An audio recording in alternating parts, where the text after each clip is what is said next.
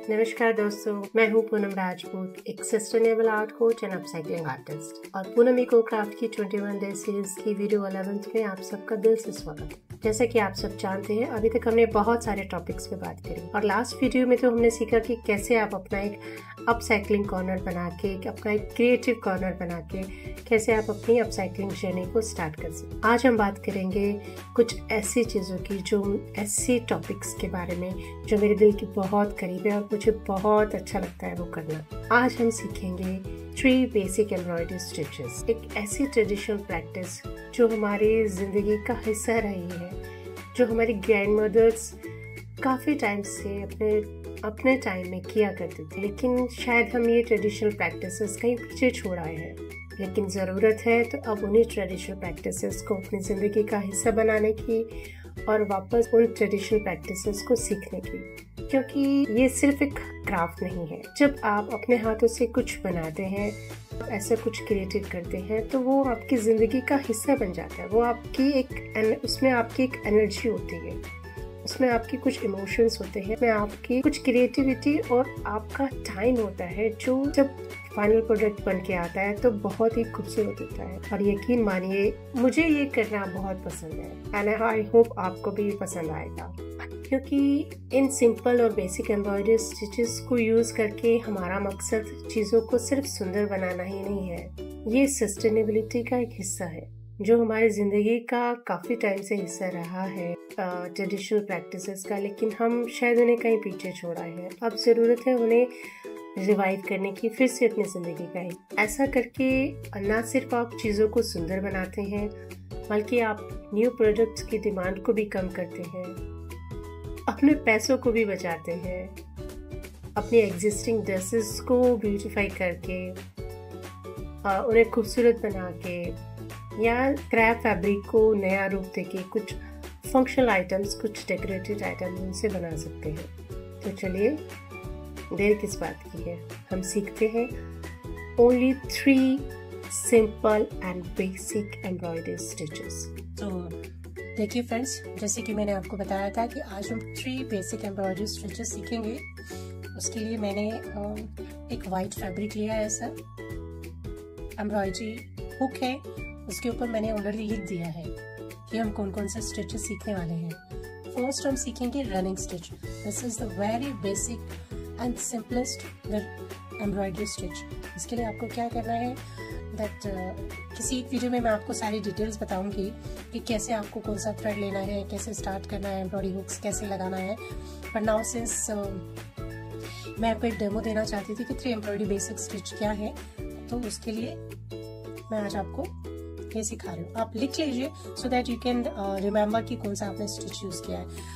The basic stitch is running stitch, क्योंकि इसका नाम ही रनिंग स्टिच है, तो ये आगे आगे हमें बढ़ते हुए इस सीक्वेंस में बनाना। What you have to do is, आप अपने एम्ब्रॉयडरी थ्रेड में एक नॉट लगाएंगे, फैब्रिक के नीचे से निकालते हुए एक छोटा सा स्टिच लेंगे, फैब्रिक के नीचे जाएंगे, देन अगेन जितना आपने स्टिच लिया है उतना ही गैप छोड़ते हुए एक फिर से स्टिच लेंगे। ठीक है, तो ये आगे बढ़ते हुए जाना है आपको। आपके गैप्स और आपके स्टिचेस सेम होने चाहिए। इसमें बहुत सारी वेरिएशंस भी होती है, वो वेरिएशंस हम बाद में सीखेंगे। जब आप परफेक्ट हो जाएंगे, आपको लगता है कि आप एक ही बार में कर सकते हैं, तो आप इस तरीके से फास्ट जाते हुए भी कर सकते हैं। बार बार आपको ऊपर नीचे जाने की जरूरत नहीं है। तो ये होता है हमारा simple basic running stitch. Okay, I hope आपको समझ में आया होगा कि रनिंग स्टिच कैसे करना है। अब हम दूसरे स्टिच की बात करते हैं। अब हम सीखेंगे दूसरा। इसको बैक साइड पे नॉट लगा के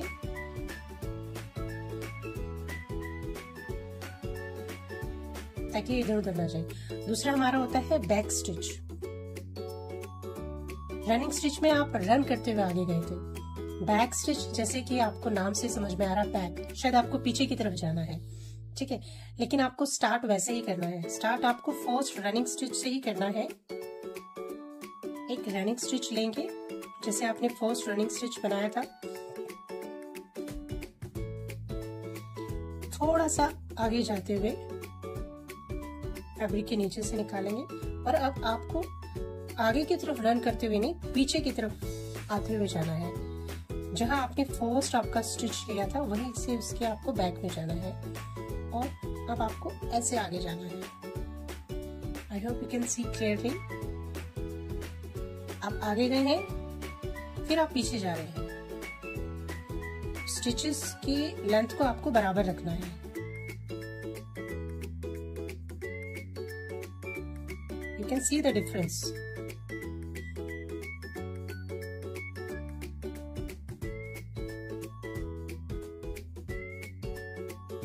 रनिंग स्टिच में आपके स्टिचेस में गैप्स हैं, लेकिन बैक स्टिच में आपके स्टिचेस में गैप नहीं है। ये ज्वाइन करता हुआ जाएगा एक साथ।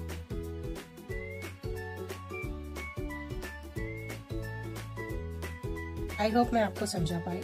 ये हुआ हमारा सेकंड एम्ब्रॉयडरी स्टिच। इसको भी आप एक नॉट के साथ कंप्लीट कर सकते हैं। अब हम बात करेंगे थर्ड चेन स्टिच की। Now we will learn the third stitch, that is chain stitch. For this again what you have to do is fabric के नीचे से थ्रेड को लाते हुए एक थोड़ा सा लूप के जैसे बनाएंगे। जहां से आपने थ्रेड को निकाला है वहीं से आप वापस नीचे जाएंगे और थोड़ा सा आगे निकालेंगे।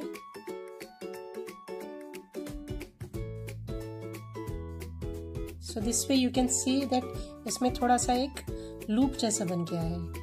अब जहां से आपने थ्रेड को निकाला था वहीं से फिर नीचे जाएंगे, थोड़ा सा आगे फैब्रिक के नीचे से निडल को निकालेंगे।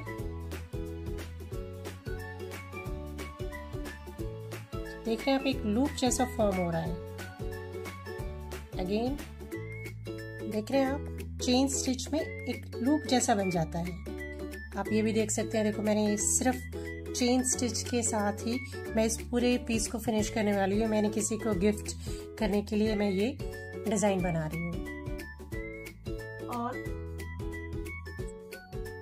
मैंने ऐसे सैंपल्स भी बना के रखे हैं। देखिए, मैं ऑनलाइन टीचिंग में स्टूडेंट्स को सिखाती हूँ। ये उन्होंने पूरे रनिंग स्टिच के साथ बनाया हुआ है। ये उन्होंने पूरा एक बैक स्टिच के साथ बनाया हुआ है। इस तरह से आप अपने प्रोजेक्ट्स को बना सकते हैं। ये उन्होंने पूरा एक चेन स्टिच के साथ बनाया हुआ है। सो मेरे पास तो बहुत कुछ है आपको दिखाने के लिए। You can make your embroidery file this way जिसमें आप अपने स्टिच के सैंपल के साथ उनको उनकी डिटेल्स भी लिख सकते हैं। ठीक है, मेरे पास बहुत है दिखाने के लिए आपको। आई होप कि आपको ये सारी चीजें पसंद आएंगी। Okay, so let me show you more कि कैसे आप सिंपल रनिंग स्टिच के साथ आप एक फंक्शनल आइटम्स बना सकते हैं। देखो, आप देख रहे होंगे मैंने ये सिर्फ स्क्रैप्स पीसेस यूज करे हैं और इसमें सिर्फ सिंपल रनिंग स्टिच यूज किया हुआ है। और ये एक ड्रेस में से मैंने डेकोरेटिव पीस निकाल दिया था, लेस बचा हुआ था उसको निकाल दिया था। और आप इसको किसी भी तरीके से यूज कर सकते हैं। मैं इसको ऐसे घर में फंक्शनल आइटम्स कभी किसी को कुछ ढकने के लिए यूज कर सकती हूँ। और देखिए, एक मैंने स्क्रैप्स के साथ बच्चों के लिए एक छोटा सा पीस बनाया, आप देख सकते हैं।